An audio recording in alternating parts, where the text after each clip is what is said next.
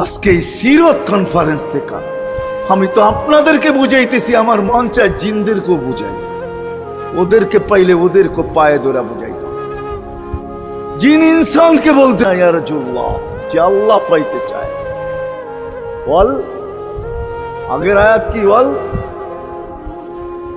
ইয়াউমিল আখিরা, আর যে আখিরাত পাইতে চায় জন্য যেমন ঘড়ির কাঁটা তার জন্য যেমন, যে পায় না তার জন্য সমানই এখানের জীবন কাটা যাবে। বিদায় আসেন আজকে এই মজলিস থেকে প্রতিজ্ঞাবদ্ধ হই যে নবীর আদবদির ওই মাথার থেকে নিয়ে একবারে কোথায় পাঁচদোনা পর্যন্ত ফ্লাইওভার চলে গেছে, ঠিক না? গাড়ি উঠবে এখান দিয়ে ওইখানে যে নেমা যাবে, কোনো জ্যাম না জট, ঠিক না? হ্যাঁ, কিন্তু একদিন ছিল শাখো, ছিল আমাদের দেশে শাখো, চিনেন?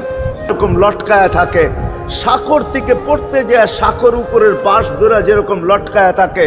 আল্লাহর রসুল আমাদেরকে সুযোগ দিচ্ছেন, একটা সময় আসবে উম্মত আমার একটা সুন্নত ধরেও যদি মউত পর্যন্ত লটকায়া থাকতে পারো তাইলে তোমাকে 100 বড় দীক্ষিত, বড় লাঞ্ছিত, বড় ঘৃণিত আমাদের রসুলের আদর্শ আমাদের জীবনে বড় ঘৃণিত সর্বক্ষেত্রে পাওয়া যাবে। স্বামী এক খাটে, স্ত্রী আর এক খাটে, বহুত ঘর পাওয়া যাবে।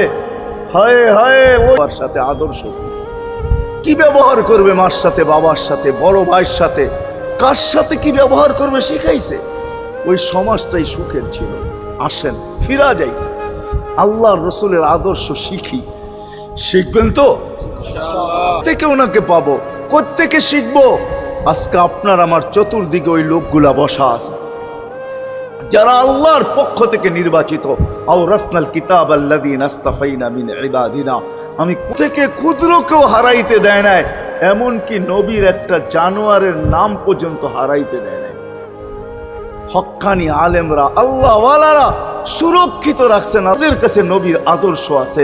আপনি বেশি শিখতে পারেন না, আমার কোনো আপত্তি নাই, কেননা ছাড় যখন আল্লাহর রসুলই দিছে, আল্লাহর রসুলই যখন আমাদেরকে ছাড় দিছেন, তো আমি ছাড় দিব না কেন?